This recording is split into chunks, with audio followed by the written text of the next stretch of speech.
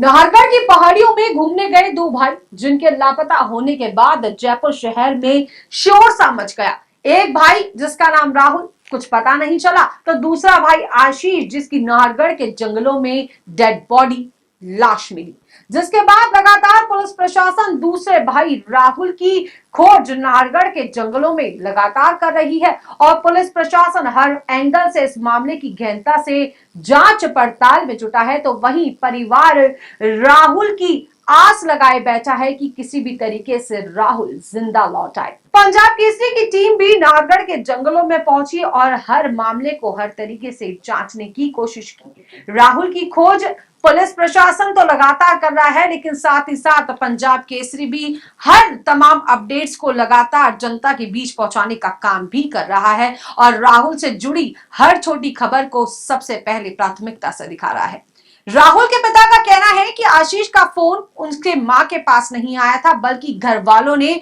आशीष को फोन किया था और आशीष से जब फोन पर लगातार बात हो रही थी तो सबसे बड़ा सवाल ये उठता है कि जब दोनों भाई नाहरगढ़ के जंगलों में एक दूसरे से बिछड़ गए, खो गए, तो क्या उन दोनों ने एक दूसरे से मोबाइल पर कॉल कर संपर्क साधने का प्रयास नहीं किया? ये बड़ा सवाल है। जब राहुल और आशीष नाहरगढ़ के जंगलों में ही थे तो आशीष का फोन घर तक लग गया, लेकिन राहुल आशीष की आपस में किसी तरीके से कोई बातचीत नहीं हुई। इसका तो खुलासा केवल मोबाइल ही कर सकता है। वो मोबाइल जो आशीष के हाथों में मिला था और वही नेटवर्क जो दोनों की रेंज एक जगह बता रहा था।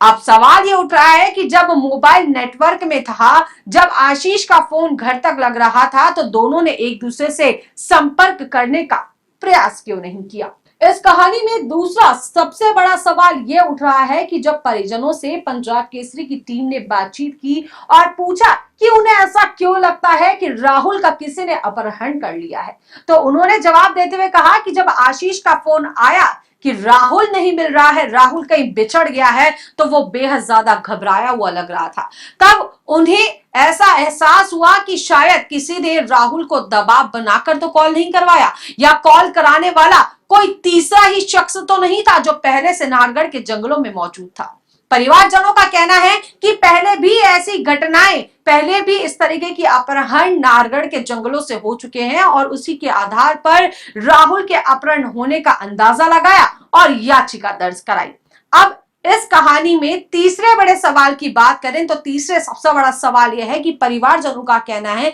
कि राहुल और आशीष के अपने परिवार की ही बच्चियों से फोन पर लगातार बात होती रहती थी और राहुल के फोन से जिस लड़की का नंबर मिला वो परिवार की ही बच्ची थी और ये किसी तरीके का लव एंगल नहीं है। लेकिन लगातार जिस तरीके से बातें सामने आ रही हैं वो कहीं ना कहीं इस एंगल को दिखा रहा है कि इन दोनों भाइयों के बीच कोई लव ट्रायंगल तो नहीं था, या फिर कोई पहले से ही नाहरगढ़ के जंगलों में घात लगाए बैठा था और उन्होंने इस घटना का शिकार पहले आशीष को बनाया और फिर कहीं ना कहीं राहुल को वहां से गायब कर दिया। फिलहाल इस बात का खुलासा तब तक नहीं हो पाएगा जब तक यह स्पष्ट नहीं होगा कि राहुल और आशीष ने एक दूसरे से नाहरगढ़ के जंगलों में जब वो बिछड़ गए तो क्या कॉल पर संपर्क साधने का प्रयास किया या नहीं, क्योंकि जब आशीष का फोन उसकी मां को लग सकता है तो आशीष ने क्यों अपने राहुल भाई को फोन करने का प्रयास नहीं किया, या फिर राहुल ने क्यों आशीष से संपर्क साधने का नहीं किया प्रयास। फिलहाल के लिए देखते रहिए पंजाब केसरी राजस्थान। नमस्कार।